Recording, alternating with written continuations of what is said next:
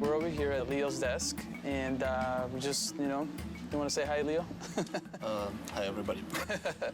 Tell us about the pink ball. Is that something that you decided to put in, that pink spiky ball, or was just... Well, yeah, I just decided to kind of create pink yo-yo.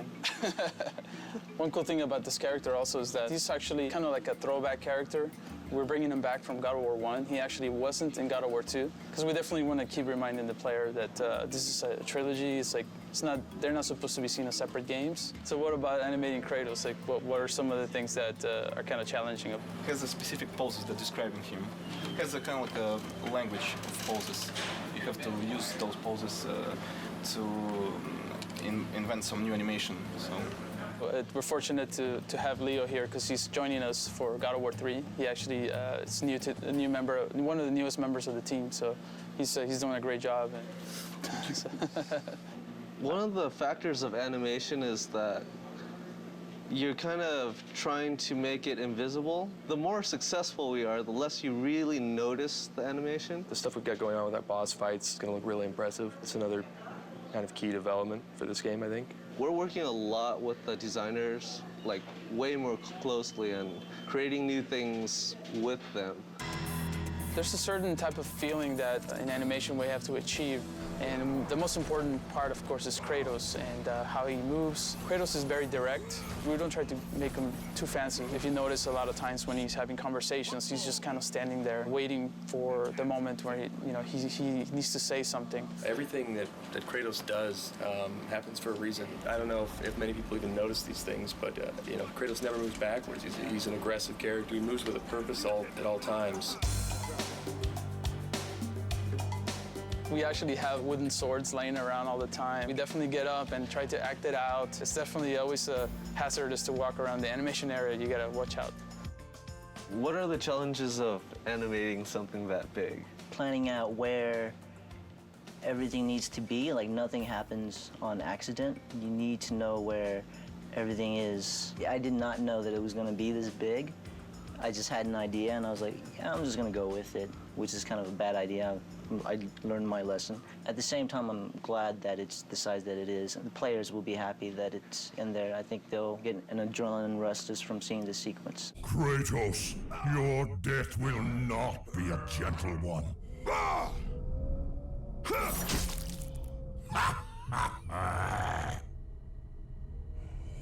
Ah! My eyes!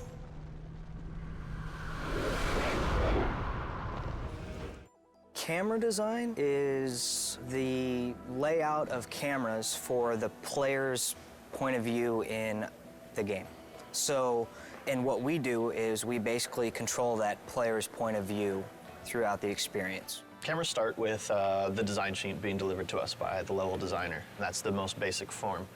We put in all the cameras for the design sheet. Once the cameras are in and it's been play tested and it proves this is a good concept and we go forward with it, it gets sent off to the art department. That's where they'll take it and they'll spend months sometimes making these areas look really epic, and then they'll get finished with it and then they'll hand it back to us. And a lot of times it's a little bit different, so we'll have to adjust some cameras. So once the art comes back in and someone's spent a year building that level, they can be very touchy if they spent a year styling in this formation and my camera just goes right past it. We try to do our best to show off everyone's hard work. And a lot of times there's a lot of cool things that you want to see in there that you can't see, so we'll go back and try to include those pieces in the shot that you get when you're playing the game.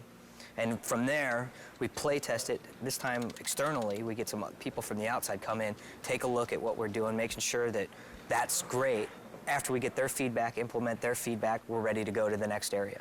Anything we can do to make the cameras feel cinematic.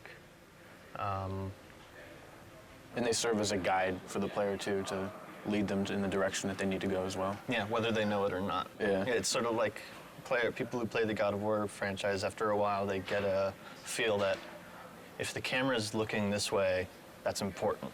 In the very end, it always comes back down to what would the player want to see. Most games in the action genre, the player gets most of the control over the camera. The player has no control over the camera in the God of War series. Fans have been clamoring, and I hear you. We need to look around. We want to look around. It should be understood that there's really no way we could make the levels look this good if the player could look anywhere they wanted. What we're trying to do, though, this time around, is give you key points where you're in the adventure and you can control the camera. So maybe you're in a crazy puzzle room and you need to be able to kind of look around. So in some of these areas, we can give the player control, but in a limited fashion. I hope the fans will appreciate that we're trying to implement their feedback. What new feature do you like the best from the camera system? The rail-driven cameras. I think that's been my favorite new feature as far as the technology that we have with the camera. What's a rail-driven camera for someone who wouldn't know? A camera that's animated along a course that we have even more control over what the camera is showing. The rail is essentially what we kind of live and die by. Let's say this is your camera rail, this line here, and let's say this is the thing that's driving the camera.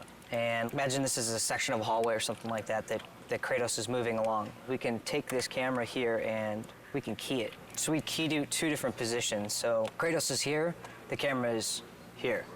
When he starts to move along, as Kratos moves along, it will drive the animation of the camera to animate to that position. So as you're cruising along, you'll kind of see it, this kind of view where it's low and looking up at him, and then as he moves along, it will kind of track him and follow him. That's like one of our cool new things that we have that we think we can add a lot of kind of cinematic views to the game.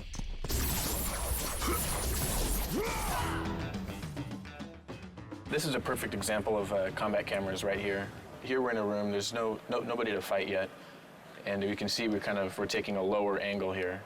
And as we come here, we'll trigger the spawning of a bunch of guys, and you can see the camera is gonna lift up so we can show more of the action. And the framing, we're gonna fit Kratos more towards the middle so you can see what's happening in front of him and see what's happening behind him.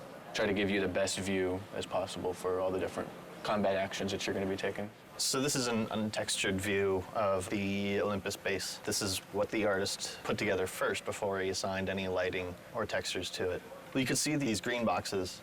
These are the camera zones. They determine when Kratos is within one of those boxes, and once he is, the specific camera tied to that box gets activated. This is what a level would look like after we've added our cameras. You've got it panning around, following Kratos. If you were to take that off, it would basically look something like this. Very basic, not much excitement. You can't really tell where the player's supposed to be going. Adding the cameras is part of what definitely helps the level design flow. Here's a good example of some lead space. We're trying to tell the player this is where you want to go. Jump to this block over here. Once he's done the proper move, we zoom in, get him prepped for this nice shot of him making the leap. And then we transfer to another camera that shows him where you want to jump next, which is from here all the way down to there. So, and then he makes that jump. This would be an example of one of the vista shots we try to do in the game, which is you've got some really amazing piece of scenery in the background that the artists spent a lot of time building. So we want to get that into frame.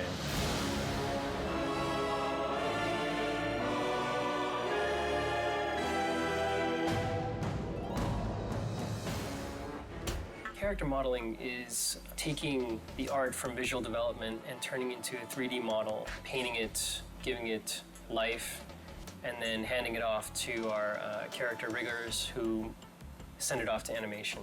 So we actually create the object itself. It's in general just become, I guess you'd say, more sophisticated, but it's more of a traditional media now. It's kind of, if you know how to sculpt traditionally, then you're going to transfer right in. Traditional skills are playing a more important role, which is great. Do you feel that you've channeling the great masters of art history to help you achieve a new level? Raphael, you know, they speak to me. Really. One of the big things that I was looking forward to doing is nasty stuff like this, because before this I'd been doing more technical stuff, more like realistic humans. Doing realism is fun to a certain extent. It's more fun to do something that's slightly realistic. There's more artistic license as far as where you can go with it. With realism, there is no artistic license. Creature design is kind of the most exciting thing. Like Peter was saying, artistic freedom, and just you can do kind of whatever you want and you push things. I mean, that's what the great masters did, so it's just exciting to work on that kind of thing.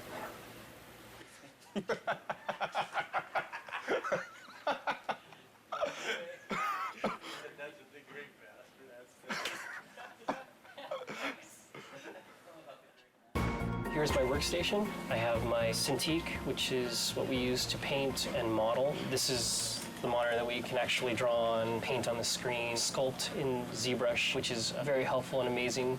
And then on the left of me, I have my standard monitor where I usually keep my reference. We're able to give metal a kind of specularity that we couldn't before. Scratches, blood, a real shine and realism that we couldn't deliver on the last project. We are working with a lot more polygons and a lot more textures on our project this time, per object.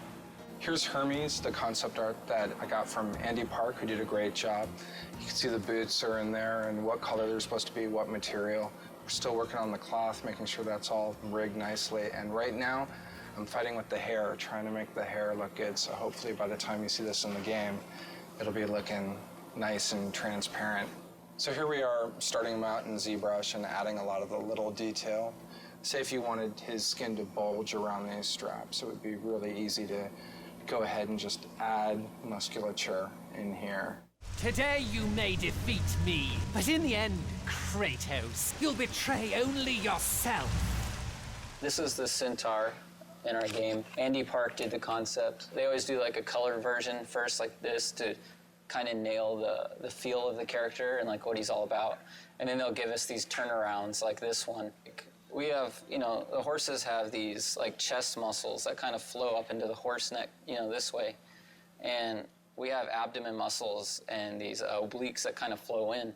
And where our hips sit, you know, is kind of where their shoulder blades sit. So typically most people draw centaurs. You know, this isn't, I'm not the first one to make one of these things. So, you know, this has been thought about before. But typically, you know, our hips, like where the hips would sit on a human, they put where the shoulder blades would be. It feels kind of like it would work, you know.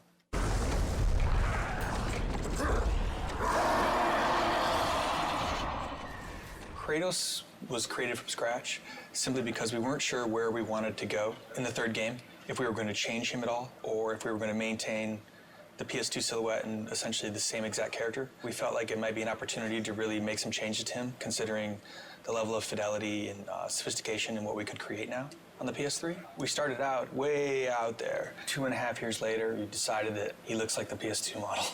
So we're back to where we started, but it's really coming together, and it's right for the game. Kratos is a very heroic, very stylized silhouette, a very thin waist, very broad shoulders. He has kind of a swimmer's build on steroids. He's 8.5 feet tall, and he has a head the size of a 4-foot tall person. His waist is probably thinner than all of our wives. He's a trippy looking guy, but he reads really well in the game. Basically what I'm working on now is we've got an upper body and a mesh that the art director, as well as the director, really like.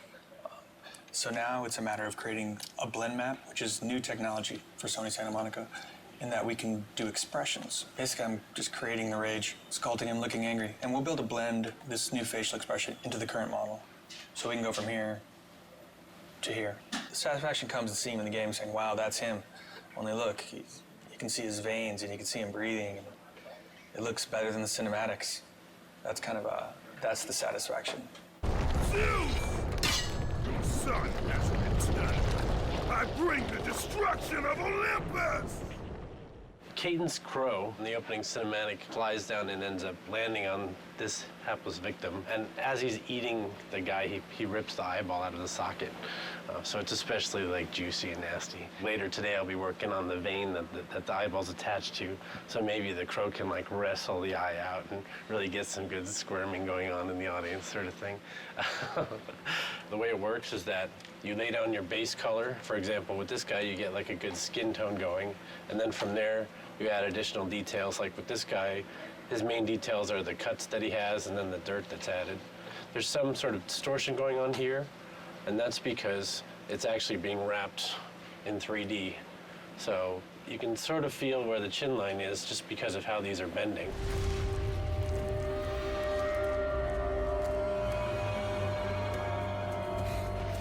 This is Hercules, and he's wearing these cestises, and basically they're like these huge gauntlets. Just trying to get across the fact that he's kind of like this aged warlord. He's not a super fresh young guy, so he's got some fat to him and some history. He's basically Kratos' brother, so a lot of the visual elements that he has, I think, parallel what Kratos wears. The really fun stuff was sculpting his flesh and his muscles and whatnot. Like, this is a final concept image, but we take it a step further and put a level of polish on it that isn't there. because once it's here, this is a beautiful painting, but once it goes in the game, it needs to be perfect at every angle. Every angle you look at it has to be a great piece of work. So it's you have to go in and you take this and you take everything a step further, and there can't be any mistakes. Call it my 13th and final labor. Soon I will become the God of War and claim the throne for myself. The role of a combat designer on God of War 3 is a complex role. Basically has anything to do with characters in the game. Any character you see moving in the game, attacking, fighting, are generally implemented by the combat designer. And then, of course, Kratos. What his platforming elements are going to be, what his new combat moves are going to be, what weapons he's going to use, how he's going to use them, how he walks, everything. I'm here with Jason McDonald, who's a senior combat designer on God of War 3. And we're just talking about the new features that we have in the game and what we're trying to add to the God of War franchise. Well, we've got some of Kratos' items in. He can grab a head and he can light stuff up. Now that we can play with lighting in God of War 3, we can make the entire room dark, have enemies that are attacking you in the dark, can't be seen. And when you light them up with the head, they light up for a limited amount of time, so you can attack them while you can see them, but then they are constantly disappearing. You get to parts where it's completely pitch dark and you hear the guys scream in the background. You use the Helios head to, find out where they are. The strategy gameplay, the combat side of it turns into you have to keep these guys lit to be able to hit them, otherwise you get screwed and they just destroy you in the dark. So. Definitely something we couldn't do before just because we didn't have dynamic lighting to the extent that we have it now, so. We got the combat grapple in. We tried the grapple stuff in God of War 2, but since we were limited on memory and animations and things like that, we just couldn't do it, and if we couldn't do it well, then we weren't going to do it at all, so we just didn't do it. But now we have more space, more memory. Kratos is a very strong character, so when he grapples an enemy, he kind of just charges right in and plows through everybody. So the grapple system is exactly like that. You can launch somebody in the air and you grapple them and you plow yourself right into the air, right into them. If there's a crowd of enemies, you'll plow yourself through all of them. Hey, I'm at Brian Yu's desk here. He's a senior combat designer on God of War 3. For this particular boss, which is a huge scorpion, you want to make sure the presence is there and the player will feel the power of the attack. Usually for attacks for boss character, you want them to be really recognizable so the player knows it's coming, because if the player cannot recognize the move and react in time, they get hit, because it's boss character, you will take a lot of damage. So it's not fun, if you don't see the attack coming, you're being hit. So that's something that we try to work really hard on. I'm here with Jason DeHarris, combat designer on God of War 3. And we're just looking over some of the writable stuff that's early in development. So how do you think it's going? It's all right in terms of Kratos. He still wants to kill this beast that's in his way to his ultimate goal. So it's not really his friend, so he's not really telling it to attack. He's just trying to kill it, and then the indirectness of that is the Cyclops reacting to his pain pretty much. But then there's a challenge of making it feel responsive as well. So I guess it's kind of disguising that responsiveness with the pain reaction. So even the pain reaction is really a hit, actually. As you can see, we got a bunch of grunts on screen right now. And when you're fighting all these grunts, like taking them on, doing a special move or grabbing each one and killing them, that can be kind of slow. This will be an awesome tool for, you see the Cyclops in there, and you're just like, I want to get after the Cyclops so I can jump on his back and do tons of damage and kill these guys quicker. But just like any other feature, we have to prove that it's going to be fun and good. And, if it's not, we got to get rid of it, because everything has to be fun.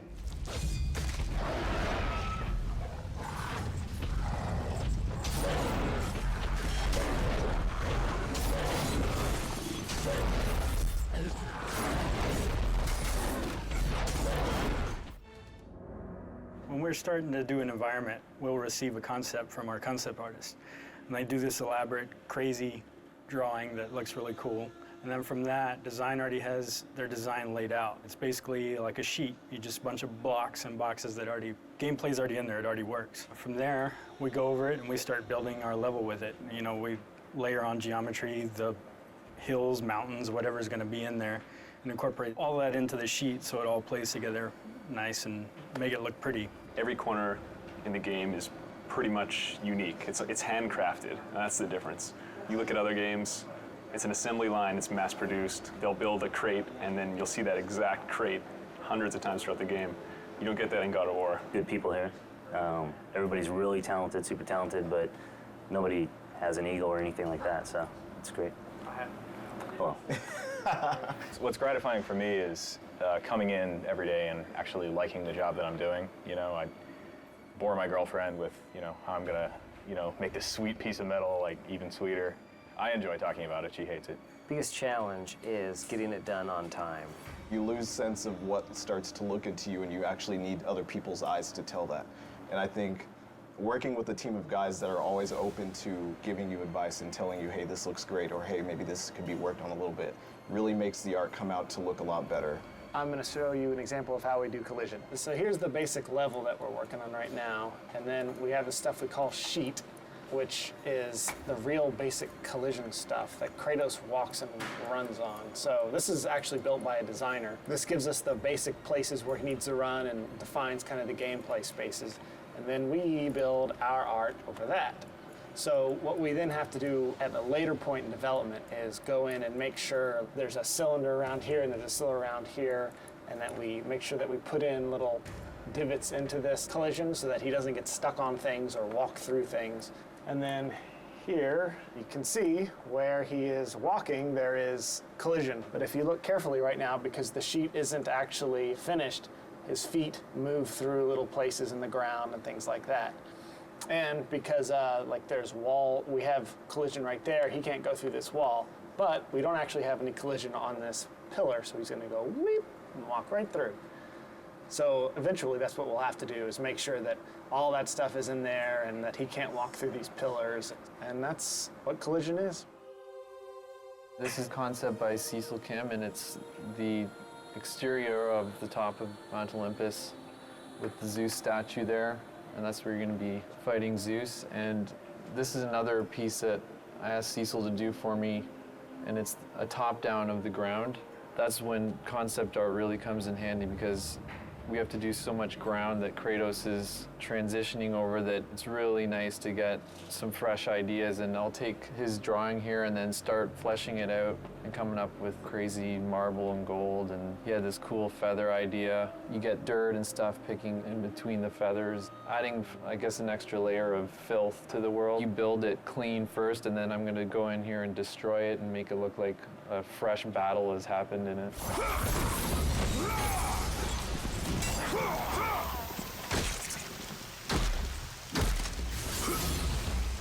Here's an example of a piece in Tartarus. This is a gate that basically raises up on these chains from the side. This is a pretty detailed piece from what we would normally get from a concept artist. We'll get, you know, big vista shots, and then if it's an important piece, we'll get something like this to sort of detail out what it should look like. So this is what I'll get. My first step after that is to figure out these shapes in 3D. I'll create something like this. This is just a wireframe, you know, just like any video game. You know, nothing too special about it.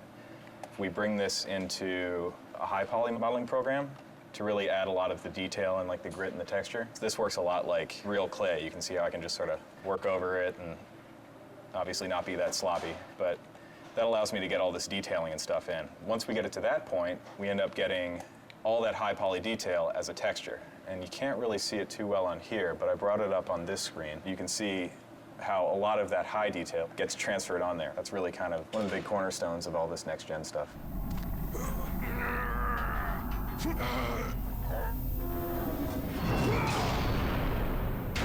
This is one of the Hades levels. You can see right here, it consists of a large room and then a series of halls with little torch things in there. This is pre-lit, this is just the polygons. In this game, we are pushing a lot of polygons. The environments are, at least this one is probably twice the size of a God of War 2 level in terms of polygons, and probably 4 times larger in textures. If you look at the screen here, this is the level after it's been initially lit. You can see we have a nice bloom going on now, which we just got. So you can see the softness that you have along all the lights. Before, lighting used to be really harsh. The bloom just gives it kind of this real world foggy effect. Just gives the scene a nice softness to it. Gives it kind of a cinema quality. Eventually his lighting will match the environments and it'll look really nice.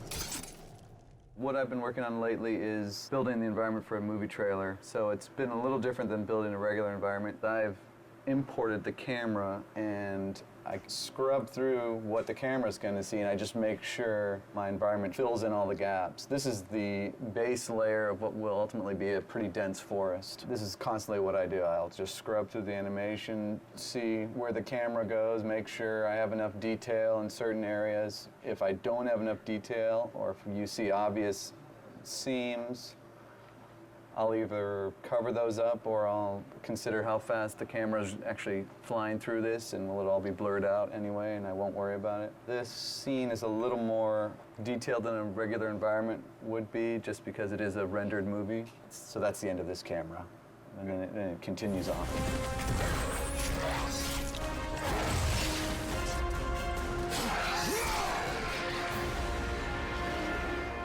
This is the concept that we get, and basically this is an overall of the entire level. It's a big cave, and you have these rock pillars. You got your cave with the waterfalls. You know, it has little details in there, but it gives you the whole picture.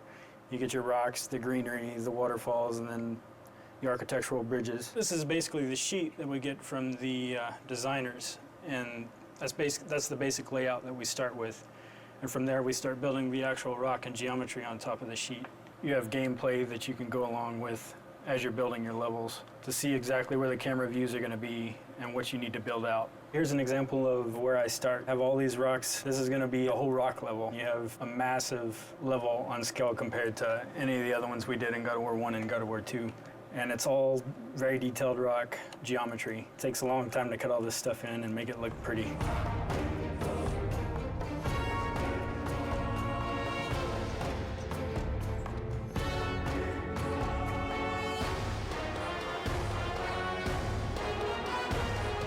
Here we have the original concept art that was for the grate that I designed and modeled in 3D. So here in ZBrush, obviously, I added some rope detail. Whether it was a rope or not in the concept, it looked as close. I tried to get as close as possible, so I just assumed it would be a rope.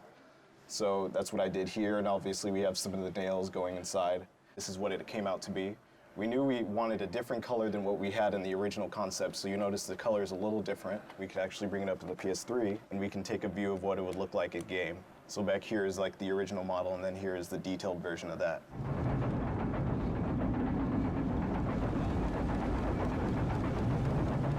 This is one of the pieces of concept art for the Olympus hub at the top of Mount Olympus. I'm in the process of arting it. You can see a lot of stuff is still just the gray blocking pieces, but starting to get some of the detail. Pretty much the way they have our tools set up, anything I build here, I can within reason quickly send it over to the development kit. I can send the entire level over so I can run around and play and interact with the environment.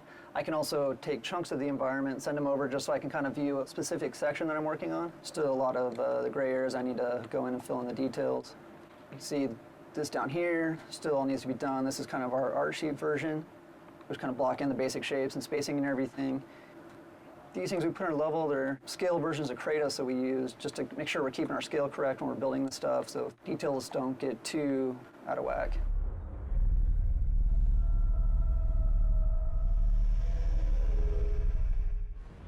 To me, level design basically is creating an interactive narrative within each level that the player can engage in and essentially play through. Level design is taking the story and premise of the game and then translating it into a more tangible form that the player can experience. Basically kind of figuring out how to lay out the gameplay to, you know, always have the carrot dangling in front of the player's head and kind of get them to the next part.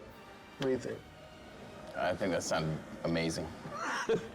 The script is pretty well written out, so you get a really good written description of what's going on, like what Kratos is doing, what's happening in the story. You just kind of go from there. I get a lot of flack because I say that we put the fun in the game, and I think that's really what we do in a nutshell. One of the greatest things about game design is that you're able to take an idea that's in your head and make someone go and experience that. We have so many tools in this universe and so many tools as far as what the game is built off of that we can pretty much do what we want. You know, we're limited by our imagination, and I think that's one of the most fantastic things about working on this project. As a designer here at Sony, you can't just be good at one thing. It's really in our hands to do it all and do it well. We often try to integrate the puzzles into the exploration of the level and with the combat. You're going to have a lot of games where all of a sudden you're in your fight mode, and once that's done, then you're in your puzzle mode, and it almost feels like you're playing two different games. One thing we try really hard to do here is to mesh those different kinds of game designs so we get a really more fluid and dynamic gameplay experience. We essentially drive the vision of the level from the player's perspective and serving as the ambassador to them. So we need to protect their interests and make things easily understandable for them as they're playing through the level. Do you agree? It's a constant push-pull as well with the designers and the artists, because the artists may want to put something that's visually more interesting in, but it could also impact the play space in a negative way. I can't emphasize enough how important playtesting is to our process. If we didn't have it, the game would not be what it is. Because when the player takes the product home, we don't want them to be frustrated. You learn so much just watching people play it. That's one of the most valuable things you could ever do, is just sit down, give the person the controller, and just watch them play, see what they do. I think one of the strongest things that this team has actually is having, you know, the game director come in and play it, have members from all the disciplines sitting down, and because everybody, you know, chips in, hey, how are we going to animate this? Animators are sitting in. How are we going to build this? You know, world builders are sitting in. Is this even possible? Coders are sitting in. That process makes everything just improve immensely, and I truly, truly mean that. I think a lot of people will say that, but here, it's extremely, extremely, extremely noticeable. And this is some ideas that I had for a grapple section where basically Kratos would grapple onto a broken column, and that would cause it to fall over, and he would be rolling down the hill with it and climbing up. Kratos hits a grapple point, swings around this column, lands on the backside, which has it's a tilt over. It starts rolling down a hill, and he has to scurry up it using his climb. He gets on top and then jumps off to land on a platform before the thing rolls off a cliff. So that's kind of just some of the stuff that we think. And when we talk about big moments, this is some of the stuff that we deal with. I have no set process. I'll go from paper to computer to design sheet and then back to paper. It's really kind of organic. I love this idea. There was another version where we had a Titan actually holding on to it and like eating as it's rolling down, like trying to bite you like it's a piece of corn. That unfortunately didn't make it into the game, but one of the things is just because I love an idea doesn't necessarily make it the best fit for the game, and being willing to understand that and walk away from certain things that don't necessarily fit, you know, that's part of the job. This is my grandpa's old man puzzle. It's one of these kind of puzzles you got to figure out how to kind of put it together, but this kind of gave me some inspiration for the Labyrinth. So the Labyrinth is like this level where there's all these different cubes, and they're kind of like strung up throughout the cave entrance. And they're all like on these pulleys and ropes, and then as you go around the level, you kind of start slowly forming your own puzzle that you're gonna then go into.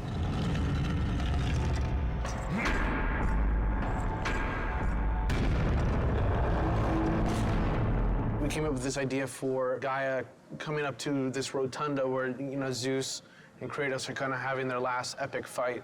And the player's thinking, you know, it's, you know, mano a mano, they're just gonna be battling, and then Gaia kind of comes into the picture and then ends up actually like physically ripping the whole building up and then like looking at it, and then you guys start fighting inside of it. She comes up and then like rips it off, and then she, you know, comes up and crushes it and takes it apart. At the end, you guys are like fighting inside of her and you end up killing her, and then she kind of blows up and crumbles all over Mount Olympus. For me, it's always like so amazing to be able to imagine this whole kind of crazy scenario, this whole world in your head, and then you're actually able to make it.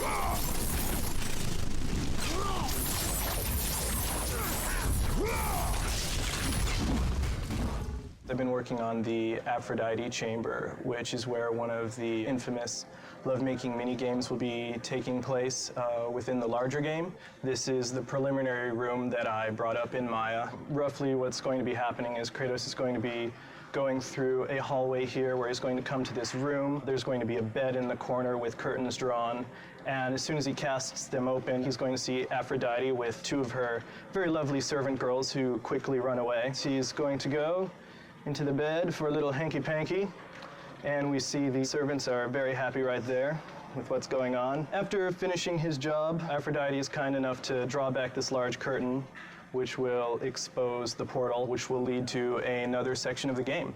So that's generally an idea of how we mock up an event relatively quickly so that we can assess how the gameplay will be, and then we can forward that off to art so that they can make it pretty. And this is some of the things that concept art has done. This is the bed right here that you saw. It looks a little more fancy than the blocks that I've been using. Once that's done, I will implement them into the game and everything will mesh together perfectly.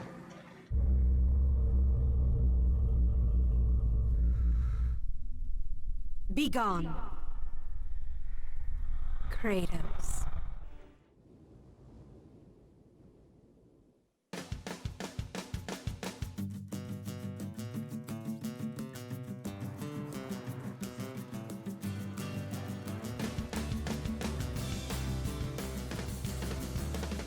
We're in San Diego this week capturing mocap for cinematics. Stigmetti and I came down here about 4 months ago just to tour the facilities. It's really impressive down here, actually. It's a big stage. They do full body mocap. They can do hands and faces down here, and they have a ton of crazy toys. It's amazing that we have this facility that Sony owns that is basically at our disposal, and the teams here are really great. We're suiting up. Getting her suited up for the day, yeah. Velcro custom suit we get made specifically for motion capture. We have some colored panels on there just to accentuate the actors when they're out there, just to make sure that we can see exactly what's going on instead of having an all-black suit with the all-black floor. And this is the Gumby suit. Ready to mocap. Mocap is basically markers in space that are seen by cameras. They're calibrated to be able to be triangulated into a certain point in space. It really serves as kind of a basis for us to layer animation on top of. Got a little coffee. My shades on. This is how we do LA mocap. Body twist, ankle and knee.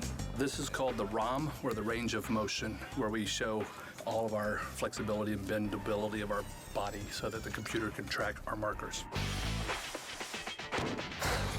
Gaia and Titans are going to be climbing up Mount Olympus, so this is our Mount Olympus right there. Don't try this at home, kids. As much as I've directed before was with my little sister and my little brother when we were kids, and our parents had the video camera. But it's fun. I think if you know what to do and you can communicate with people honestly and you know what you want, they love it, and people are having fun if you are. Ariel, we're going to do the following now? We're not necessarily as concerned with perfection in really subtle movements because we know that that subtle animation is going to be done by the animators in-house. As long as we can see the character there, then we're getting what we want. This is the real-time feed of the actual character of the motion capture being done. So you're actually seeing like a stick figure, but it's actually a skeletal figure of Richard, the actor, being out there. We don't see your feet in that shot, so it doesn't really matter where they are.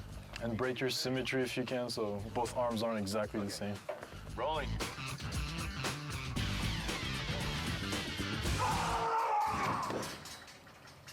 All right, thank you. That was good. Yeah, what you're actually seeing here is the mocap actor actually driving the Gaia character in real time. So, Hair down. It's definitely amazing technology. Take two, ready. Rolling. All right, good, thank you.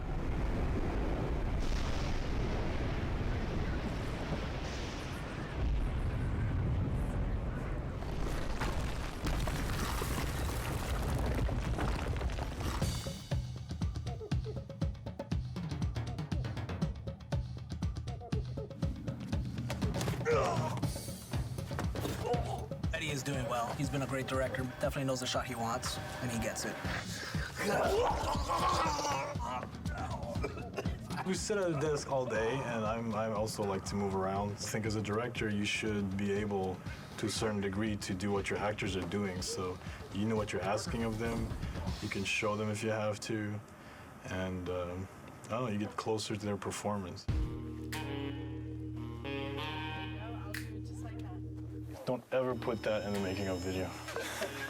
This is actually a first for me to do motion capture on a bed with pillows. We are working on the sex minigame. The sex minigame with Aphrodite. So we'll have two of the girls today just doing both the parts of the servant girls and Aphrodite, which we have blocked out. So should be an interesting afternoon. If we have time tomorrow afternoon, maybe we'll put Mehdi in a suit because there are some things I'm sure If I'm gonna do that, I'd rather do it now to do the 6 minigame with Ava and Michelle.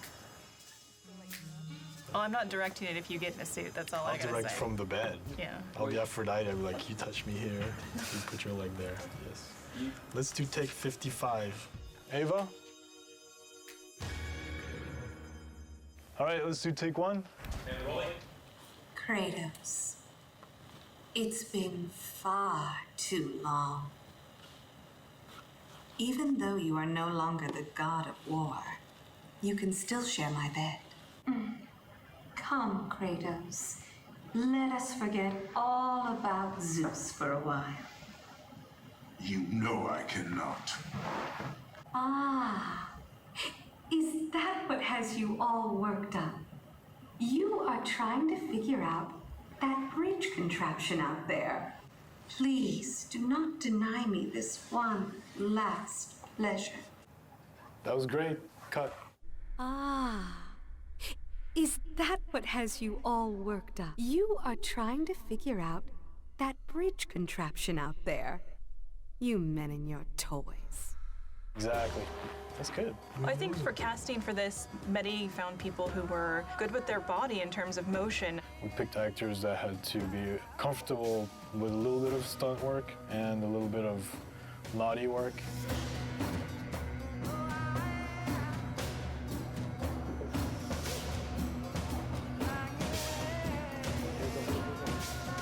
I think everything went really smoothly. And then we got really lucky because all the actors turned out to be great people and they got along really well, so there's a really good atmosphere. We went out to dinner last night and had a great time, like just talking and talking about mocap and cinematics and video games, and it's just really nice to be somewhere where people appreciate all the work that goes into it.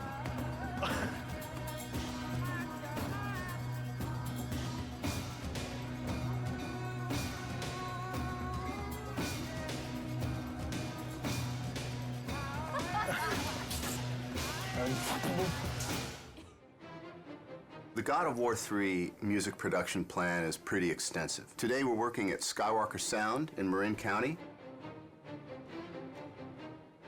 We're working with the San Francisco-based musicians from the San Francisco Symphony, the San Francisco Opera, who are phenomenal. We're really fortunate to be working with legendary engineer Leslie Ann Jones. Tim Davies has orchestrated everything, and he's conducting from the podium. That's pretty sweet. He really knows the music, and he really puts his all into interpreting what the composers are after. Really pointed. Give me that nice pop on the end of each group. Here it is.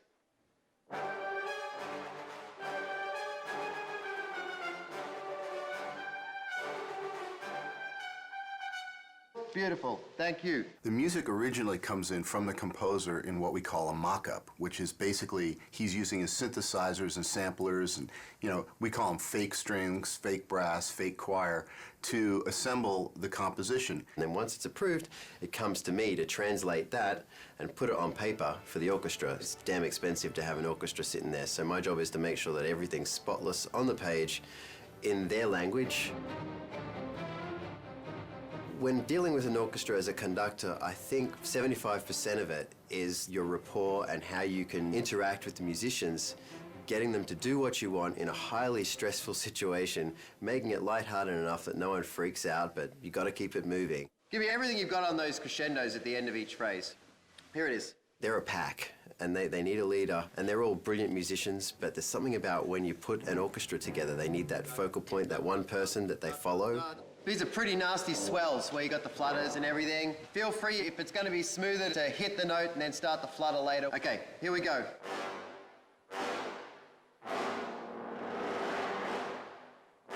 They can smell when you walk into the room if you can do it and if they're going to go with you. I've been lucky that, you know, they like me and I've been here a lot to the ranch to conduct. And, you know, it works really well and they're a great orchestra.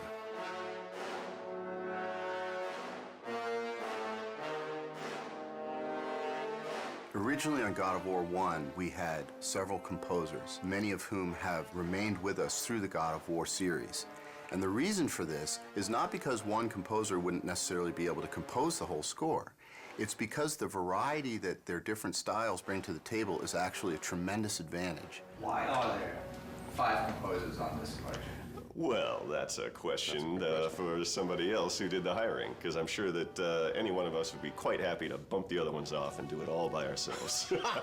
And a different alternate to that answer is the reason being is because each one of us actually have a very strong voice in how we write and approach music. But generally speaking, we don't clash in styles, and therefore what ends up happening is a happy salad of the different styles that we all bring to the game, but essentially we actually work very well together as a team. Sitting with Stig and sitting with the whole Sony crew who have they have this thing in their minds called God of War. It's an entire world. It goes beyond just characters. It's a whole, they know how they want everybody, they want the players to feel. I think what ties my music and your music and everybody else's music in is the fact that the great people at Sony, from Stig and down, is they know when it's wrong and they know when it's right. And even though we haven't heard each other's music, it ties together amazingly just because it's run through this filter, and the filter is God of War. Right.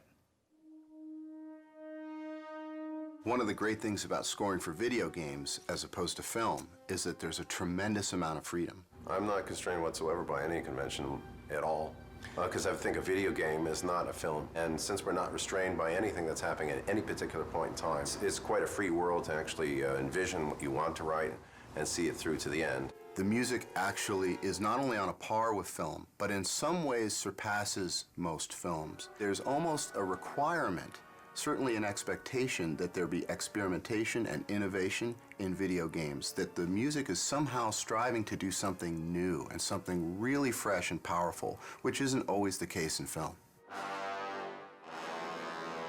When it comes to raw power, I mean, this actually goes to another level than most films. Oh, yeah.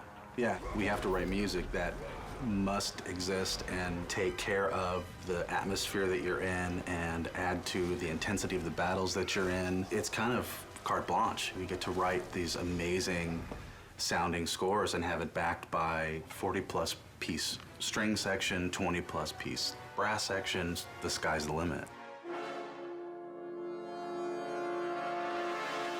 We use a oversized brass section, so it's double the size of a normal standard orchestral brass section, just to give us this massive power and this huge low end. Guys that play low instruments, all they want to do is play low, and so we give them that opportunity. You get to unleash and not hold back, because the game never holds back, never. I talked to the orchestra and I said, if you have any moment that you have all of a sudden a feeling of lyrical beauty coming your way, ignore that completely and just go for the brutal, brutish, aggressive mentality of this score, and you'll never go wrong. That's hugely fun. Yeah. And it's so much more fun to write bad music than to write, good music. This is one of those games that actually lets you go all the way to the end of how big could it be, how nasty could it be. And it's great to do that. Of course, at the end of it, you just want to do a romantic comedy with some clarinets and...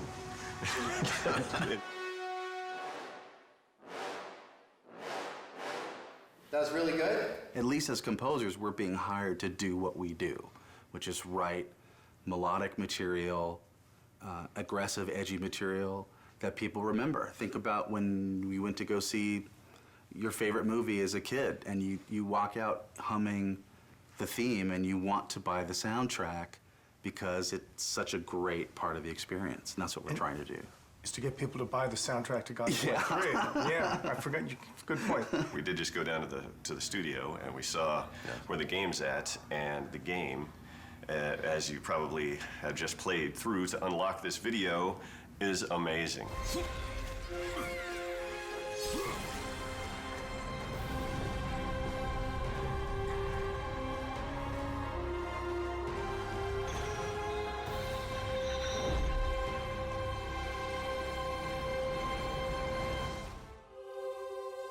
I love brainstorming. That's one of the best things about games. Right from the beginning, it's just a creative process. Yeah, it's fun. What happened to the original concept art for Poseidoon? No, the concept art for a Titan, a water Titan. Can we bring it up on here? Yeah, that's fucking sweet. That's really fucking cool. He's even got the tentacles. Whatever we come up with, it's like, hey, that would be cool. We could, and we just make it form out of water, whatever it might be. A lot of talented people were sitting in that room figuring out, oh, this would be cool, this would be neat, throwing out all these ideas out, doing our best to try and live up to the God of War 1 and 2 standards, which are insane. Really high. It's like it has to be like almost like in a shape that's like scary. I agree with that. When you pull the camera out, what do you see? And if it is like he's turned into like a huge squid and she's all tied up or something like that. But as you're like fucking flea size and as you're running around, you see a big part of this. Well, what do you think? What do you think about maybe that whatever that thing is? It's a lot of different things. It's everybody, you know, it's not just one person that comes to the table and has, okay, here's the perfect idea. It's everybody rifting together. Just like the idea that Poseidon swells up with water and just becomes semi-translucent and you can see all his veins and stuff. And so that way you're actually hitting flesh. Going off of sort of like Will's idea and a combination of the things that we talked about is his skin is basically like a jellyfish. On the inside of his body, he has all the bones. He has actually a bone structure. That way we have a creature that, you know, looks like it has some meat to it, made out of the ocean. So I think like going off of what you were talking about, where it's like maybe you've got like reef and seaweed and stuff like that, we could probably make it look like water's running through that stuff. I would hope that we at least all kind of get on the same page. At the end of the day today, it's like, yeah, this is kind of somewhat direction we're going to go. Maybe it starts off and a wave crashes up, and after you see like this far shot or something of a wave kind of overtaking Kratos and Gaia on the side of the mountain or something like that, you're freaking out. I was like, you're probably freaking out right now because of the cinematics. And then afterwards, guys, like, something's fucked up right now, I can't move. And then Kratos has to go out and find out what that thing is, and he runs into this one thing.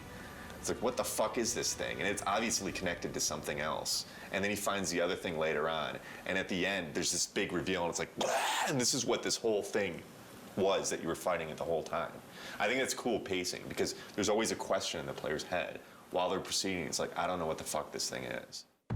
When they first approached me to work on Poseidon, they told me it's going to be the very first big boss fight. Poseidon, if you remember from God of War 2, he looks more like just like a human god form, but in this game, he jumps down from Olympus into the ocean, and then he emerges out as a big water creature. This is my first sketch I did for Poseidon after doing a bunch of research on exactly what Poseidon is, the god of the ocean, the god of horses. So I thought to incorporate this design of a creature, of him being made of water and the actual waves kind of looking like horses. And then this is another one along the same veins, having a lot of horses, so just kind of going wacky. Another sketch I did was this one where I incorporated multiple Poseidon's heads throughout the design, showing that he's in control of this water tentacle.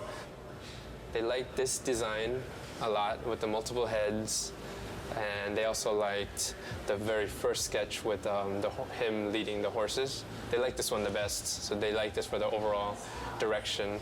They saw this, they liked the feel of this, but they didn't like the direction of the octopus limbs because of previous bosses that we've had, like the Kraken. So this is just one of the limbs of the Poseidon creature, one of the arms. This one I incorporated the multiple faces, and then a lot of the crab legs. And then this is another one I did, and this one I wanted to kind of bring back because he's a god of horses to kind of capture some of that feel. So eventually they decided that instead of having two different arms, you're gonna just be fighting one arm.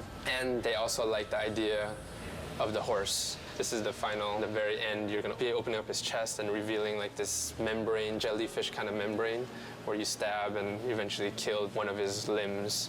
It's later going to be revealed to you that the whole time you've been only fighting one of his limbs right here. It's going to be a really cool, big moment in the game. Turnarounds are looking pretty nice.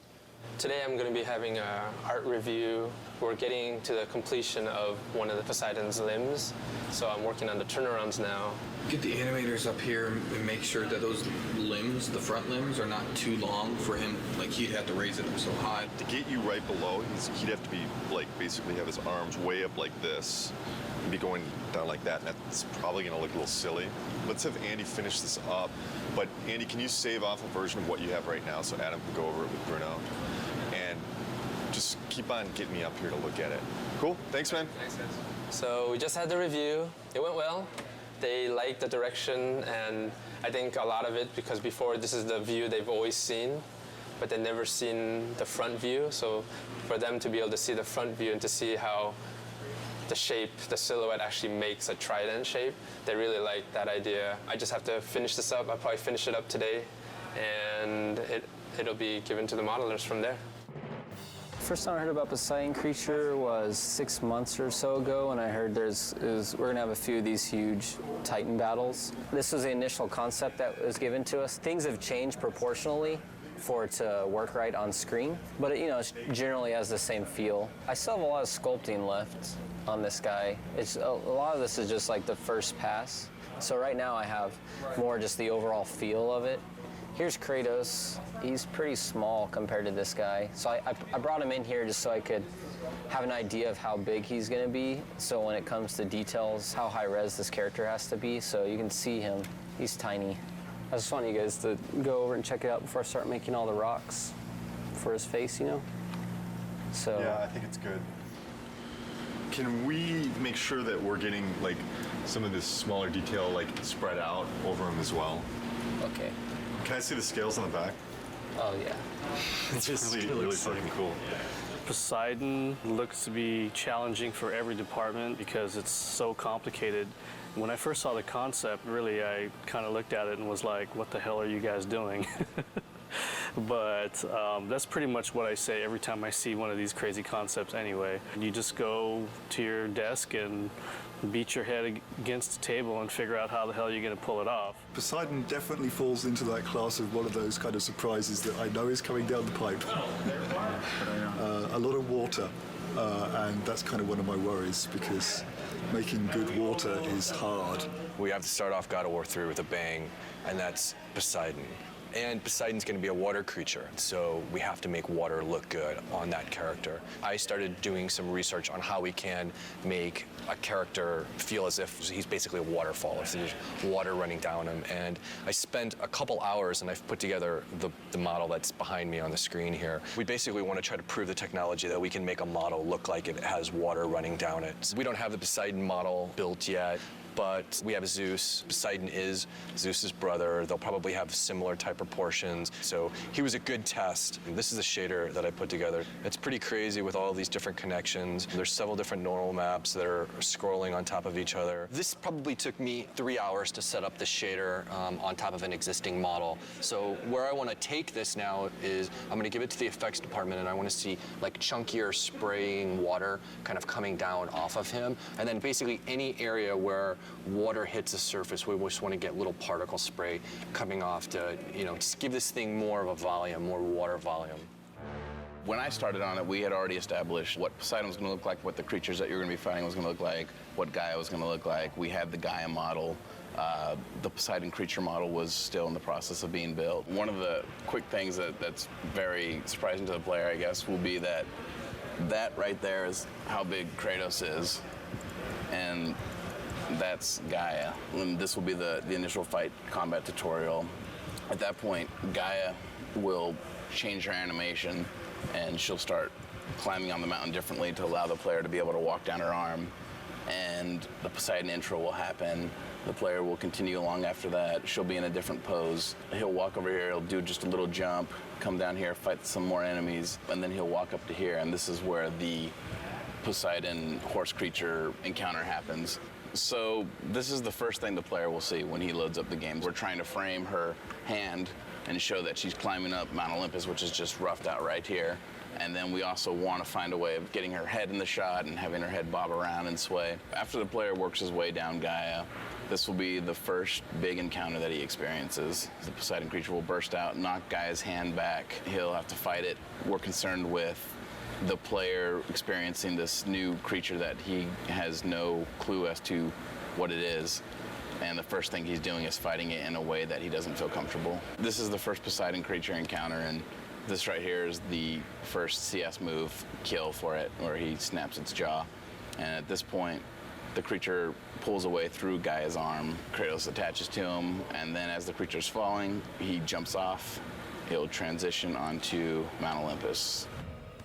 The Poseidon encounter is very much like you're riding the Colossus from God of War 2, and you're fighting the Hydras on top of the Colossus. It's kind of incorporating all of those elements that worked really well in the previous God of Wars, but also raising the bar because it's even more epic than could ever withstand before. This is what I was delivered, the thing you encounter within 5 minutes of starting the game. This is essentially a rough version of the model. It's a pretty good start. It's got all the features like this stretchy tail, which is pretty cool. Even has stretchy neck, which lets me do some crazy stuff with it. Since this creature is supposed to be made essentially out of water, he needs to be fluid and flexible. Then he's got this trident section back here. He uses that to maybe discharge lightning at the player or, you know, do something very Poseidon-esque. This is the scene with Gaia and the tentacle creature and Kratos. And you may ask, where is Kratos? Well, he's in here somewhere. He's this little tiny dude right here. There's Kratos. I see him. So you can imagine trying to get the camera in here in the right place is kind of a challenging task. Plus, the floor is Gaia, and Gaia's moving around, so adds a lot of complexity just to the elements of trying to get everybody lined up. You encounter this beast multiple times, so you fight him first and you wound him and he retracts away and escapes, and then you come back and then he's on another point in Gaia. And then finally you realize that wasn't even the monster, that was just a small piece of the monster.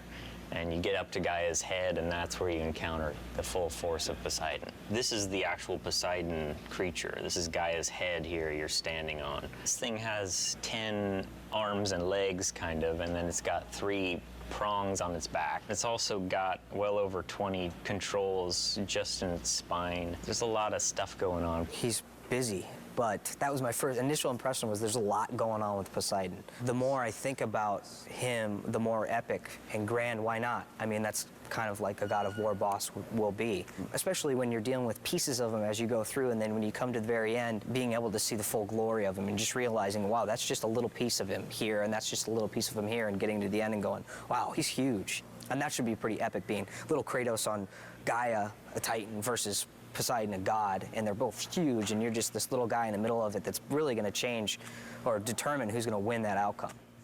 Michael and I have been working on the Poseidon boss battle for a couple months now, and we've been working through the progression for the whole fight, working with Justin as well on the level design side. We're trying to get the whole layout so we have a bare bones skeleton of how things progress. It goes back and forth to have an interesting pace to the beginning of the game.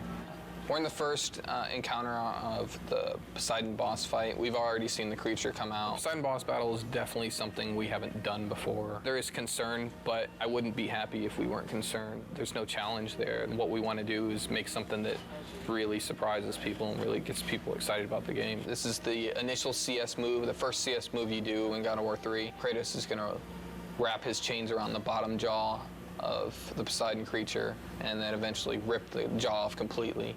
It's better than over here, which was the initial placement.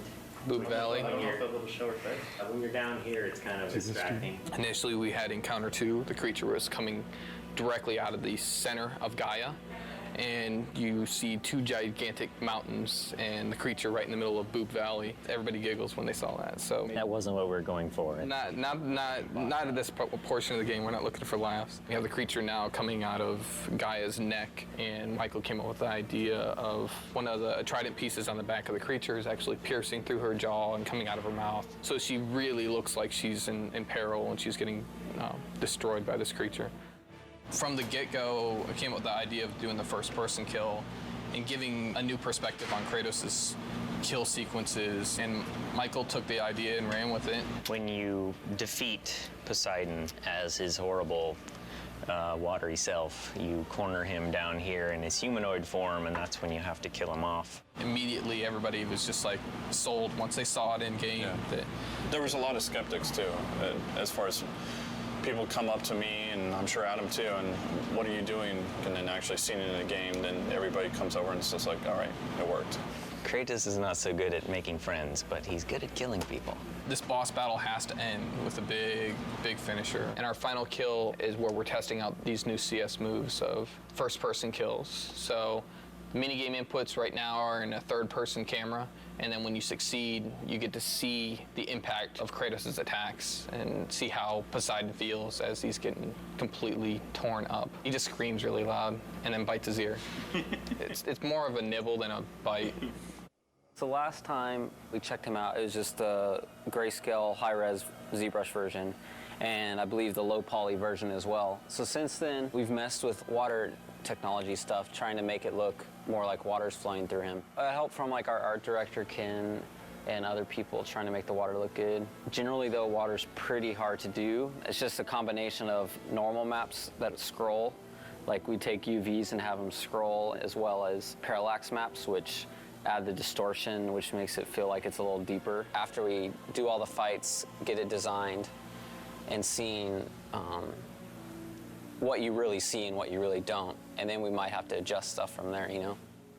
Poseidon is doing well right now. We've been working on it for I don't know how many months, but where we are right now is every part of the boss fight and every part of the level has a first pass right now. It's in, it's functioning. I could hand you a controller and you can play through it. Tuning-wise, it might be too hard. The animations might be placeholder, but it's there. And we have people internally play testing it. So there's people who around here picked up the controller, played it, and been like, oh, wow, this sucks, or this is awesome. And then we keep tuning it and playing around with it to that. We have meetings every week now, so we constantly see how much there is to do. And I mean, it's close as far as gameplay-wise. It's all there.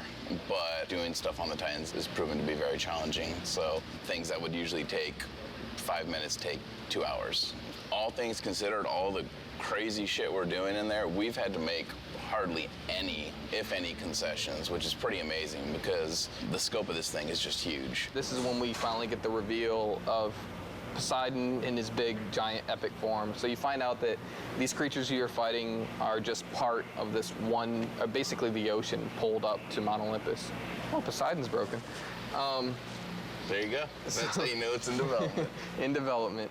And the water's supposed to be moving here and all that. He's got no arms. He's got no arms.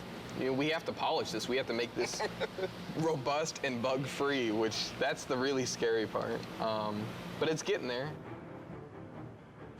When we first saw Poseidon, we were visiting the studio in Santa Monica and working with Stig, and it just blew us away that the whole screen was filled with this boss.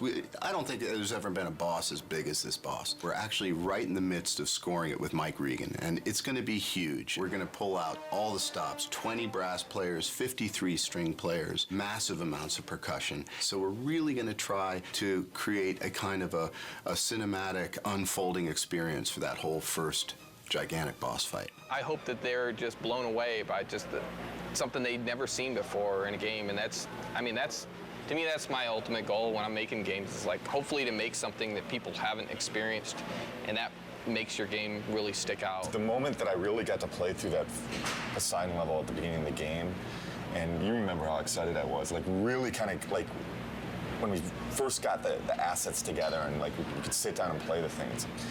And you could see, like, with the polish and everything, how amazing it was going to be. And that's it for me right there.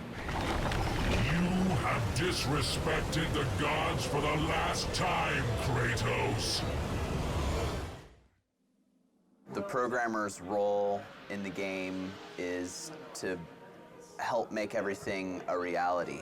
We make tools that allow the designers and artists to actually make the game. If the designers want to do something or the artists want to do something, if they're smart, they'll consult us and ask, can we do this? And often we'll say no, and then they'll say we want to do it, and then we'll have to do it. You give it to them, they give it to you, say what's wrong, then you give it back to them a little bit different, and then they say no, no, no. Designers are pretty modest in their requirements. Designers are artists. They want the world.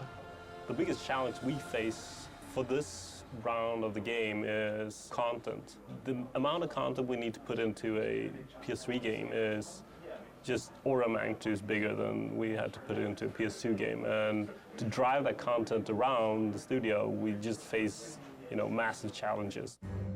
We've got a little line emitter here, and it's got these particles, and it squirts them out to the right. And they get to a certain age, and they die. And one of the things we can do is we can change color of the particle over its lifespan. Starting from bottom to top, these particles start off blue, then go green, then turn red. Now, if I was an artist, I'd make them go like orange to black to whatever to express the effect that they want to. For me, I'm a programmer, so the nice, simple programmer graphics, nice, bright, solid, simple colors so that I can see when things go wrong. If I run this within Maya, then it runs the tool code that I wrote, which is this stuff, to display on the dev kit.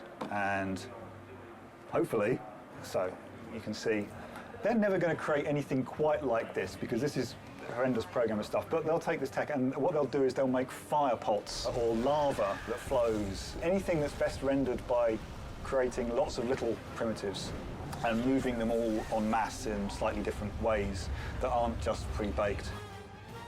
This is the soul tech. These are Hades' souls swimming down the river Styx. Right now they're above the river Styx, so I can see them all because the river Styx hasn't been properly watered yet.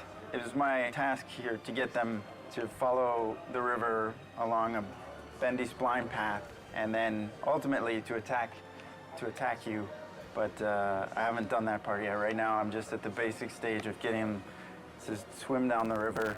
The way that I did that was allowed the Maya splines to be used and imported into the game, and then allow the designers to specify radii at different points of the curve. So at this point of the curve, the souls will be within that radius, and then as they come along the curve, they'll all be within this smaller radius, and then they can spread back out later here. And this is placed within the canyon just by the file structure. This loop here handles every soul. It updates all 30 of them.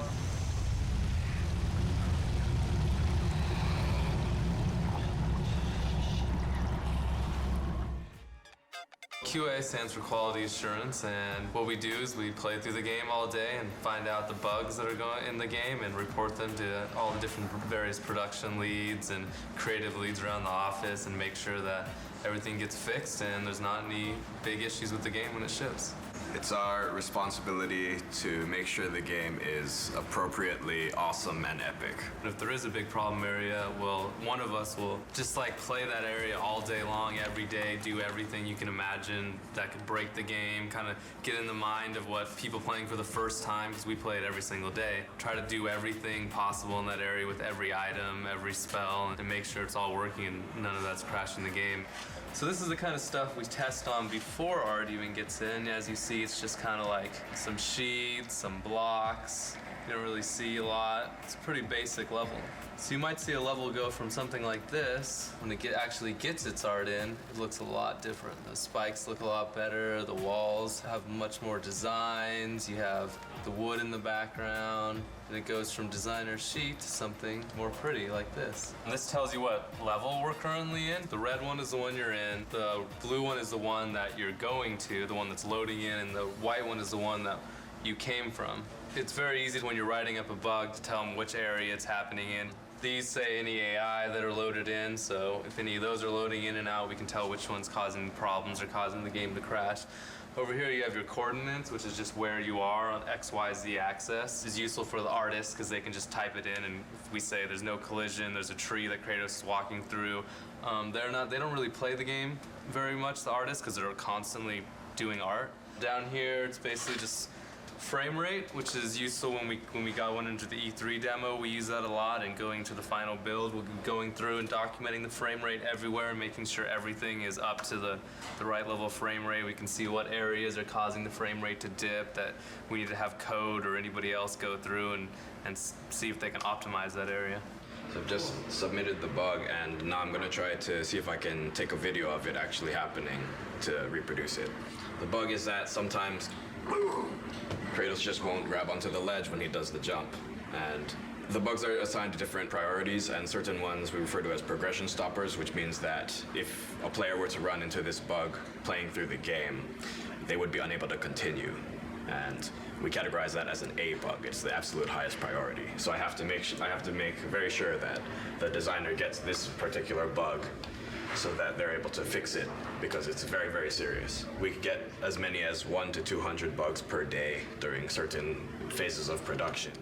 This is the opening level. This is when Gaia is climbing up Mount Olympus, and you're on the back of Gaia. Art was just added to this level, so you would try to run along different areas, make sure Kratos can't pass through the world, like right here. So in this case, I would go in and give the artist the coordinates to this certain location where Kratos is inside the rock, and that artist would make a collision pass, fixing that collision so I couldn't fall through it. I'm loading the test level to test the Wraith. It's basically this enemy that burrows underground.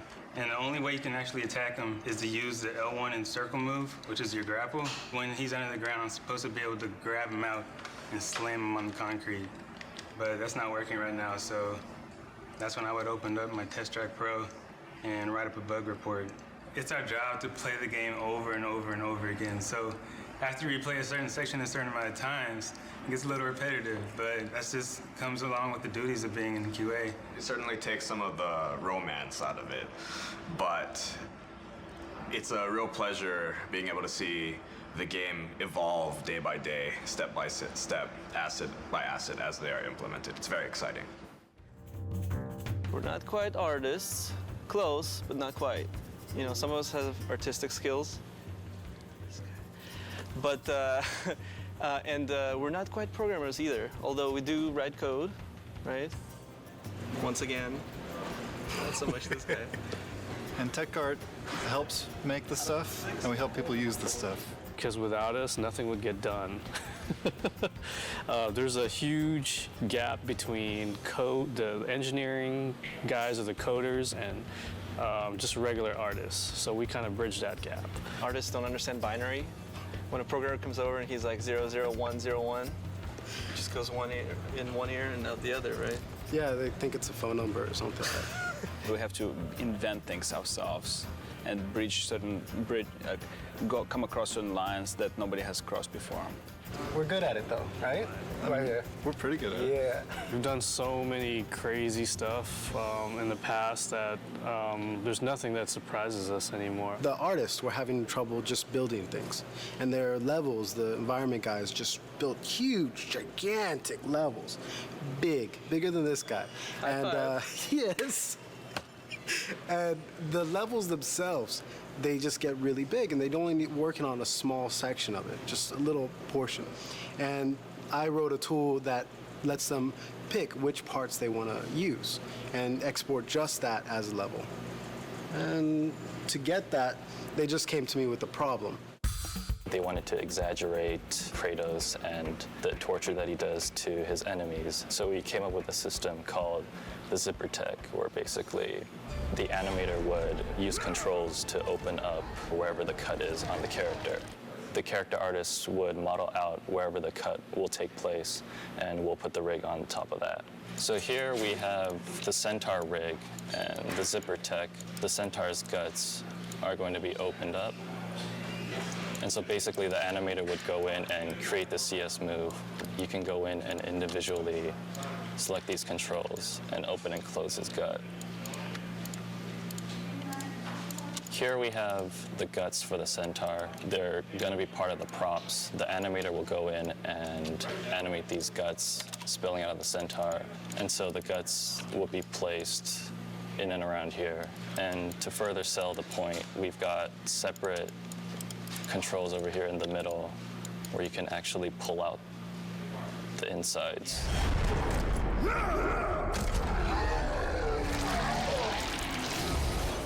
From God of War 2 to God of War 3, we've used dynamic simulation more and more to do more secondary animations on the characters, whereas before on the previous games, the hair would be stiff or the cloth would be stiff. They would be kind of modeled into the creatures. Now we're actually adding motion to those pieces, so you will see hair kind of moving, you'll see cloth kind of moving. Towards the end of the previous game, I, in collaboration with Jason Minters, had created this dynamic system that uses the Maya hair system to drive a series of joints. So as you can see, each of the snakes on her head are independently moving. The animator did not have to individually pose all of these animations, but they have control over the physics so that they can get it to get into a pose that they want, but still when the character moves around, You'll see how the snakes will flow backwards when she goes forwards. It responds to movement, so it improves a lot of the workflow for the animators. It's pretty rewarding to see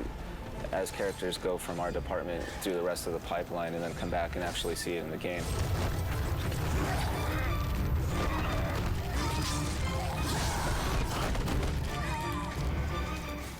So what I received here is a model of Kratos. What I'm doing is adding the wrinkle in his facial expressions. It's being driven by the actual joints in his skeleton. So as you can see, as I lower the joints, his wrinkles go away, and just like a real human, as the joints move up, the wrinkles start to show up on his face. That's some of the new technology that we're putting into the characters and Kratos. Here I have another example. If I lower his shoulder, you can see veins start popping out and striations start popping out on his shoulder. So not only are we putting this technology into his face, but it's also going to be in his body. In the beginning, Yuri kind of got a little freaked out when he got the project because, you know, it was one of those things where it was like, okay, you need to work on this thing, this crazy tail rig that will do everything that we need to get done in this game. There's 4 of us on the team, and we all kind of took a stab at it. And, you know, it was kind of an iterative thing, but Yuri definitely solved the problem. What we see here is the battle between Kratos and Medusa, and Medusa's trying to constrict Kratos. The idea the rig can do dependent and independent motions. You can rotate one section at a time. I can move one control at a time. So now, for example, here, I'm affecting this part of the rig, and I'm also affecting controls that are right next to it. Things are stretching, and things stay in place or not. I think the key to it is that it's, for an animator, it's very easy to use. We can use it on many types of different creatures, tails, ropes, hair. In God of War 2, there was a creature Kraken, and that thing had huge tentacles. And Matty, he was lead animator and game lead animator back then. He animated it, and he complained a lot. And after he saw this rig, and after he saw what guys were doing with Medusa, every time I walk by him, he just thanks me for making this thing.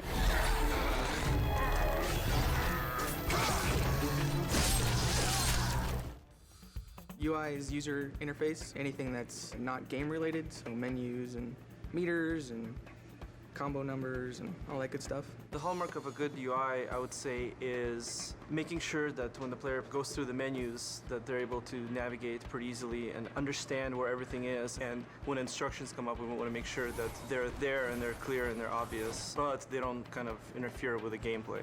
This is what we refer to as the shell. It's the kind of like the intro to the game. Currently, it's our alpha version, so it's somewhat simple, but basically we have a skybox in the background. You can see the clouds animating. This is the real Kratos model. We're actually calling an animation to the character. So when you choose a new game, you get a sub-menu, and you can choose if you want to play an easy, normal, or hard. Very hard is locked out in the beginning. So you can see that when I choose a game, you'll see like the camera pan into Kratos' face, and then a video starts up. So all of that has to be hand-coded. So this is the basis of the Pandora's box, the menu system that we have in-game. So it's a full 3D model, and then I get that into the UI and do everything that needs to be done to make it work. So tag it with all the tags it needs, text elements, things like that. So all these kind of proxy quads we have in here all represent a line of text that shows up in the game. We pretty much start off on this demon face side, and we zoom up real close to frame it so that it's kind of more 2D looking. This would be the power-up menu. So you go to this menu and you upgrade your weapons, and you know you're able to kind of zoom into the models and rotate them around. At least that's what we're hoping.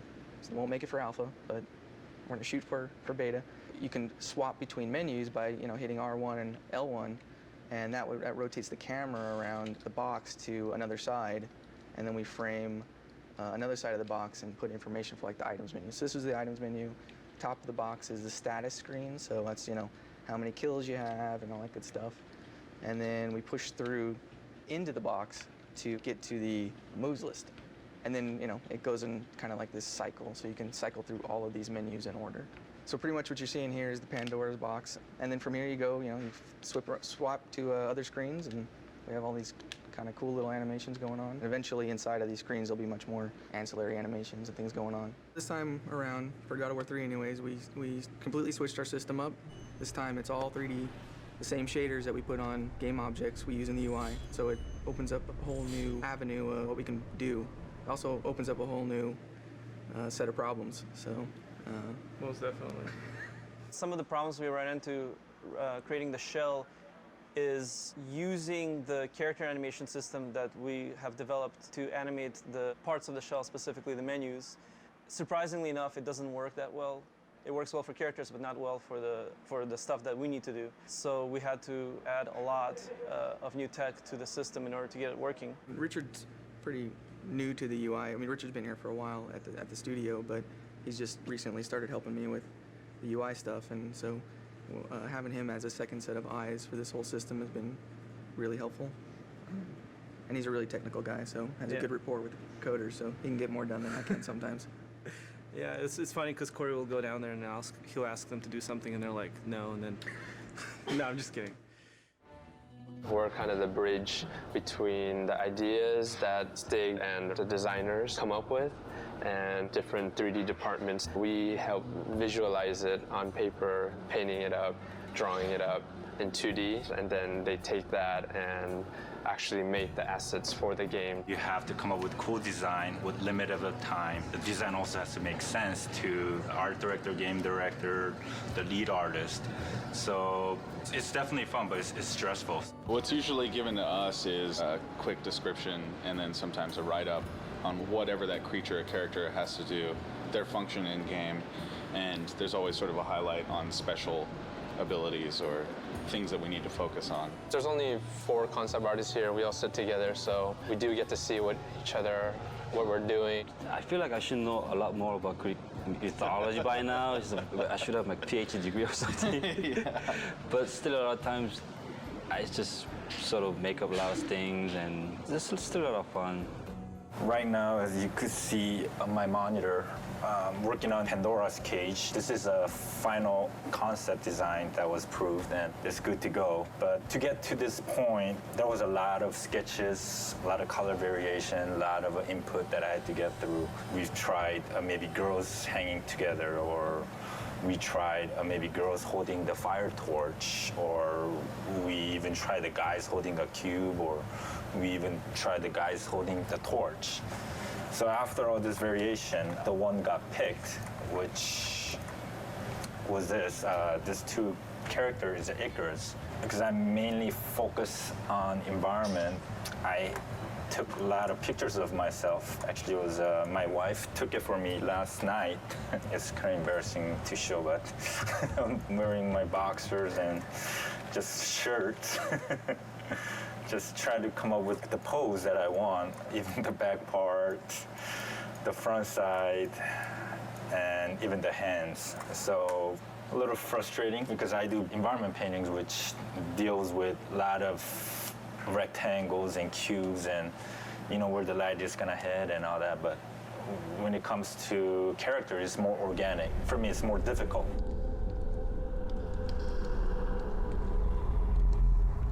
It's Palace for the Gods. These are the basic thumbnails I showed to director. Then from here, we start to bring in all these location elements where each portion of the buildings are representing different levels. It's not just figuring out the entire look of the place. I also have to figure out how each sections are connected. The actual elevation of the location and how it's connected has to be pretty accurate. Every time I do a second pass on the concept, it raises so many questions again. Feedback means change, and after that it raises different questions, and another meeting, and feedback again, and changes. So it started with a very ambitious and very inspired task, and then slowly became a big headache. But the funny thing is, you never get to see this scale in actual game, because actual gameplay only takes place in this top section here. Like you see, this entire concept is being drawn out from the entire mountain towards the balcony area where the most gameplays take place.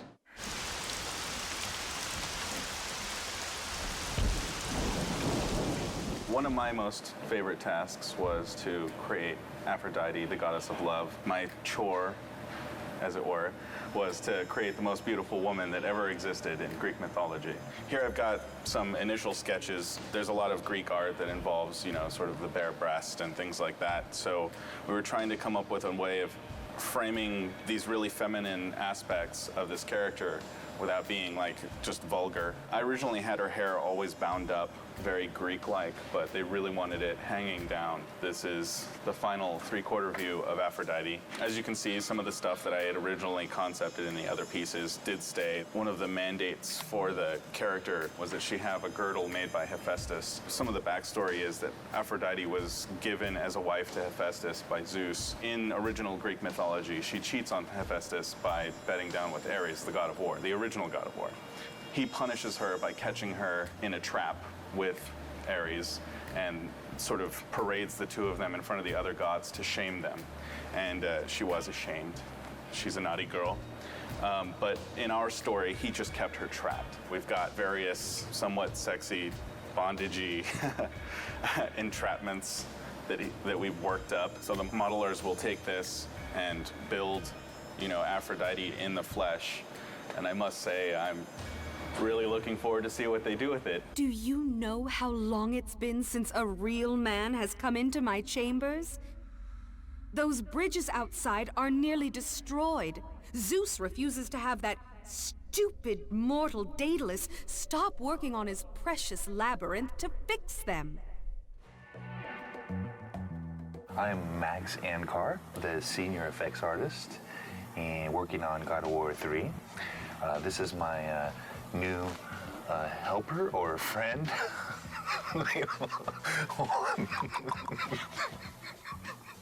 Hold on. Let's restart that. I speak in clicks. Okay, wait, hold on. Ready? This is my partner, Jesse, Cheese Whiz. That's all I can say. I'm working on God of War 3 here, making the greatest effects. Got a partner now, Jesse. He's awesome. It's gonna be great having some help on God of War 3. And yeah, cool.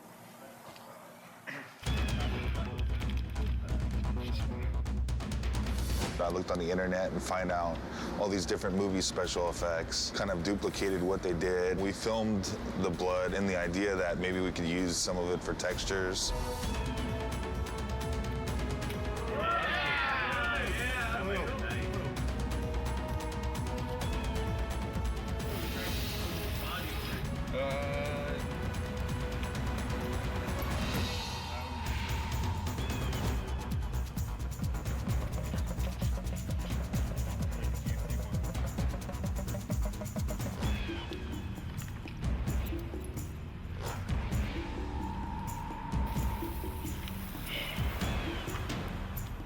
Gonna be like a spray instead of the last one, just leaking out. This one should spray like kind of like more like an artery.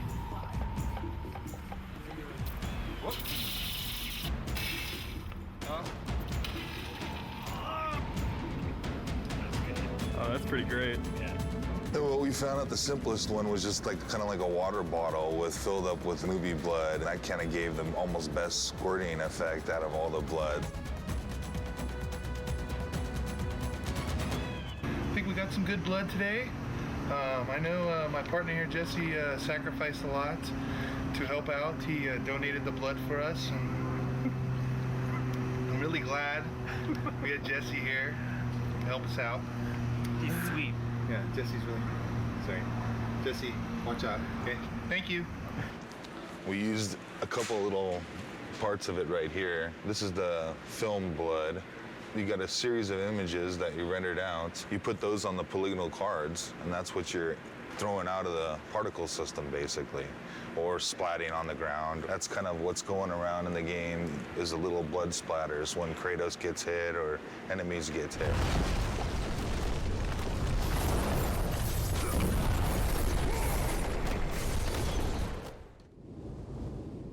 This recording session for God of War that we're starting today is the culmination of a lot of preparation. This is definitely the most complicated session I've ever put together. I'm gonna go get a sweatshirt. We should go in the other room while we can, huh? One of you here and one of you here. How close do you need to be? Here, just duck under the microphone. We need to take a couple minutes to readjust where things are. I'm a little nervous about this session, just the number of variables. We've got a lot going on. 2 actors at a time. We've got a lot of people going to be at the session. We've got facial capture, we've got teleprompters, we've got all kinds of stuff. It's a new studio. There's room for error, but I like to think that I've nailed everything down before we got there. But I'm definitely, my breath's coming a little shorter today than it normally does. We are moments away. What was it, Kratos? All I remember is what I have lost. That is why you should give me the power. I understand its true meaning. And my character, I like to think of her as she thinks she's doing something good, but in reality, she's trying to take over the world. Kratos, she is the key to our revenge. I trust you to do the right thing, Kratos. You shouldn't. Kratos, I found out, is a piece of me that I kind of didn't know existed. It's kind of a dark side that it really is fun getting a chance to explore. I delivered your revenge on Zeus. My vengeance ends now. I owe you nothing!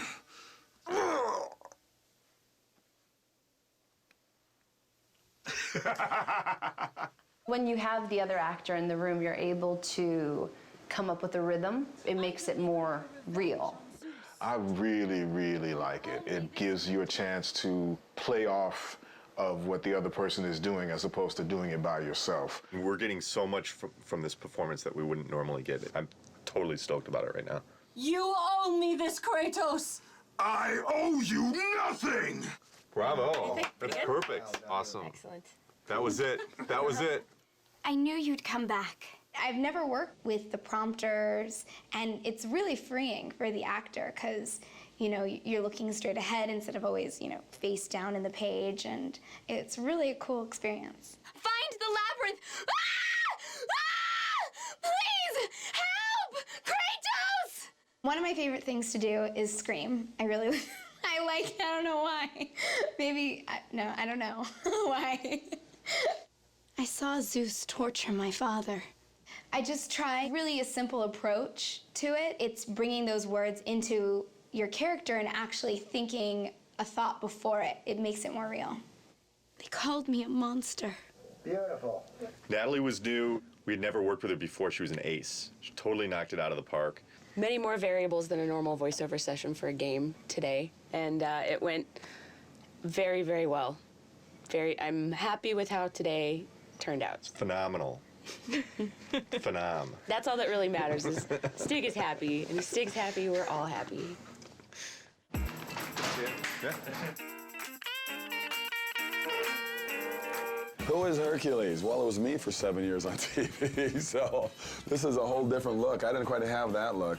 I had kind of more gear on, and I didn't weigh, 4,000 pounds. This guy's like about 12 feet tall. They called them labors. Ha! There you go. That was good. That was really good. Yeah. Kevin Sorbo was obviously an easy choice because he's Hercules, but not necessarily in terms of the way that he's played Hercules in the past, a little bit of a departure. Can we get, but this time, brother, more seething? But this time, brother, this time I will destroy you. That's good. In this game, he's a much darker brute. He's not the brightest light bulb out there, but at the same time, when it comes to war, he's brilliant. The direction is more pissed. Okay. As pissed as you can get. The most valuable I can be is to take what the creator of the game has been imagining and seeing on paper for a long time and bringing it to life with the voice and trying to find different ways to get to actors to achieve what he wants to do. Try one thing, if you would, Kevin. Yeah. Take the breath after stables, and then you can finish off the phrase. Okay. The most frustrating thing about doing voiceover is the amount of time you've got to do each line. You've got to repeat it, but you've got to also do it in so many different ways, so many different inflections, and you end up losing your voice. Have you not killed enough of your family? That's a good. Good. That's very good. It was a slam dunk. He really brought a passion to the character. He was very professional. His voice was kind of running out. That's when he gave some of his best stuff. Fantastic. Beautiful. Yeah. Fantastic. Thank you. It wasn't the same Hercules, not even close to it. So it was a darker and more sinister person and a more evil person to deal with and play. But you know, from my standpoint, it was a lot of fun. It's the way to start. New day of recording. Very excited about it. Today we're doing Rip Torn and Malcolm McDowell. The game's based on Greek mythology. This guy's like the Smith god, and he's like... Oh, he's the Vulcan. Yes, exactly. The Roman name for Hephaestus is Vulcan. He's the god of fire and he's a great blacksmith.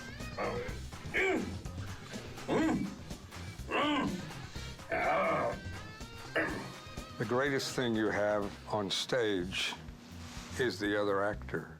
I don't get extra paper. Thank you. They are entertainment and they are movies, and you can get involved in it. It kind of gives you a semblance of what live theater used to be when you had audience participation. Yeah, I kind of look like that. Ghost of Sparta, it is you. Well, well, well. I thought Zeus would have killed you by now.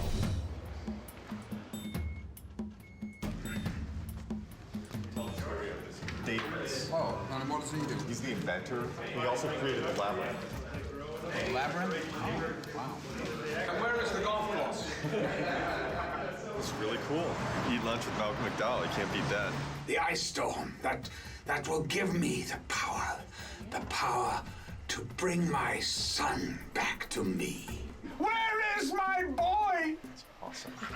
You bastards! That was awesome. We need one for coverage, but that was We want to incredible. protect it with one more, please. Oh, we're not gonna go protecting all these takes, are we? Yeah, Don't we tell are. me we're gonna do 2 fucking takes. Why don't you just use a bit of proper tape?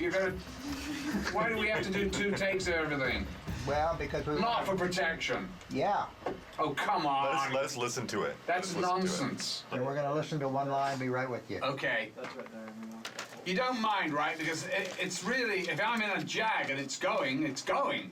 I hear you.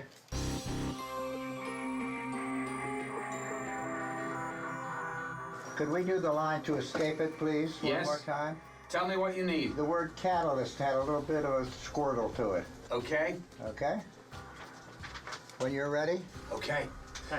To escape it, we must assemble it.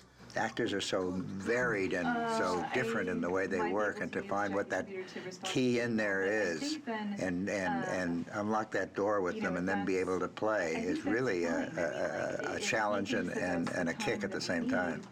He said that if I took the liquid fire and the sling, oh my boy, oh my child. You know, I That's actually great. like that. That's different than what we thought. Terrific, thank you. I like it. Vengeance on the king of gods. You'll need an army of gods. And weapons. Of course, weapons. I could build. I could use the fire of Hades. Wait, please. Please, wait. Free me. Free me from my torture. We're good. We're good. Thank you, Spot. Thanks, Spartan. I say, thanks so much. Cheers, good sir. I say squatter. We're not used to people coming in here and nailing it, so like basically knocking it out of the park like this. So Oh, really? we had more time. So Well, no, okay. Well, listen, I just thought, oh my God, I thought I had reams and reams and I had to do everything twice. It was like, oh my God, if you've got it, right? right. Yeah, we got some great stuff. Great. It's fantastic. Terrific. Good. Thank you. My pleasure. To work with Malcolm McDowell and Rip Torn in the same day. Same day, yeah. Pretty wild experience. Yeah. It's fascinating to me, too, the different acting styles, because Malcolm McDowell is very much the Royal Shakespeare Company, and it comes in, you know, word for word like that. And Rip Torn is more of the old actor's studio, and he's a little bit up and down and nowhere, but out of that comes a gold of its own kind. There's an extra level of dimension and texture that we got to them. That's just through the fact that they're fucking good actors. Now that we've gotten the recording part of it down, my stress level has decreased a great deal. Now you can have a glass of wine. Now I can have a glass of wine. You are the reason I live in torment. He told me he would kill you. He can't. Perhaps he did allow me to kill the Nemean lion, but he made your name known amongst the people. A fierce warrior, a killer made a hero, a man made a god. But you, what have you done with my child? My boy, where is my boy? Your son is dead, Davis. My boy, my child, no, no, no!